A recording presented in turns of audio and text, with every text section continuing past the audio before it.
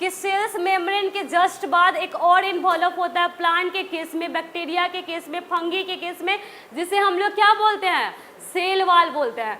जैसे कि अगर प्लांट सेल देखेंगे तो ये मान लो कि मेरा सेल मेम्ब्रेन है, तो जस्ट इसके बाद एक और कवरिंग होता है, उसे हम लोग क्या बोलते हैं, उसे हम लोग प्लांट सेल वाल बोलते हैं। ठीक है, जैसे देखो यहाँ पे ये सेल मेम्ब्रेन है, ठीक है, और फिर यहाँ पे ये क्या है, ये हमारा सेल वाल है। लेकिन सेल वाल सारे ऑर्गेनिज्म में नहीं मिलते हैं, वो किसी किसी ऑर्गेनिज्म में मिलते हैं। तो कौन कौन से ऑर्गेनिज्म में मिलते हैं, तो बैक्टीरिया में मिलता है, फंगी में मिलता है और प्लांट सेल्स में मिलता है। ठीक है, और जो हमारा सेल वाल होता है वो लिविंग नहीं होता, वो हमारा डेड होता है। और डेड चीज़ हमें हमेशा क्या देता है, सपोर्ट करता है, मैकेनिकल सपोर्ट देता है, किसी भी मैकेनिकल इंजरी से हमें बचाता है, रैप्चर करने से बचाता है। तो सेल वाल का भी यही सब काम होगा। ये क्या करेगा, सेल वाल मोस्टली हमारा क्या करता है, सेल्स को प्रोटेक्ट करता है उसके आउटर इन्वायरमेंट से।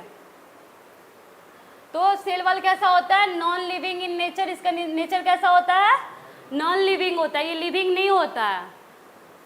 फ्रीली प्रीमिएबल, हमारा जो ये सेल मेम्ब्रेन था वो कैसा था, सेलेक्टिव प्रीमिएबल, कुछ सेलेक्टेड चीज़ों को ही अपने अक्रॉस वो क्रॉस करने दे रहा था। लेकिन हमारा सेल वाल कैसा होता है, फ्रीली प्रीमिएबल, किसी को कोई भी अलाउ है, कोई भी उसके अंदर आ सकता है, कोई भी उसके अंदर से बाहर जा सकता है, कोई वहाँ पे मतलब रिस्ट्रिक्शन नहीं है। समझ रहे हो ना, कोई रिस्ट्रिक्शन नहीं है, कोई भी आ सकता है, कोई भी जा सकता है। लेकिन सेल मेम्ब्रेन में क्या था, रिस्ट्रिक्शन थे, कुछ सेलेक्टेड लोग ही अंदर आ सकते थे और बाहर जा सकते थे। लेकिन यहाँ पे कोई भी आ जा रहा है और कोई भी चला भी जा रहा है, कोई यहाँ पे रेगुलेशन नहीं है, कोई रिस्ट्रिक्शन नहीं है। और सेल वॉल किससे बना हुआ होता है, तो सेलुलस से। तो हम लोगों ने क्लास 7-8 में भी cellulose fibre to fabric chapter में ये देखा है कि सेलुलस कहाँ से मिलता है, तो प्लांट से मिलता है ना, वुड पल्प से सेलुलस मिलता है। सेलुलस क्या है, प्लांट प्रोडक्ट है और ये ग्रासेस में प्रेजेंट होता है। इसकी वजह से हम लोग रूमिनेंट्स वाले एनिमल्स के बारे में पढ़ा था।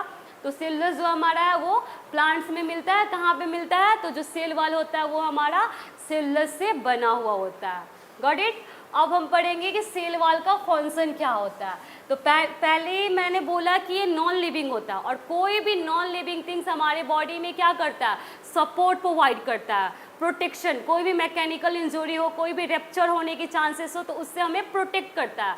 तो सेल वाल का मेन काम क्या है, सेल को प्रोटेक्ट करना। कोई बाहरी कोई मैकेनिकल इंजरी हो जाए या फिर अंदर कुछ हो रहा है जिसकी वजह से सेल हमारा रैप्चर करना स्टार्ट कर दे, तो ये सारी चीज़ों से प्रिवेंट करता है सेल वाल। यही चीज़ यहाँ पे भी मेंशन किया गया है। एक तो ये क्या करता है, शेप को मेंटेन करता है। सेल का जैसे शेप है, ठीक है, सेल वाला है, ये नॉन लिविंग है, रिजिड होता है, तो ये इसके शेप को मेंटेन करके रखता है। समझ आया। और दूसरा क्या करता है, prevent the cells from mechanical injury.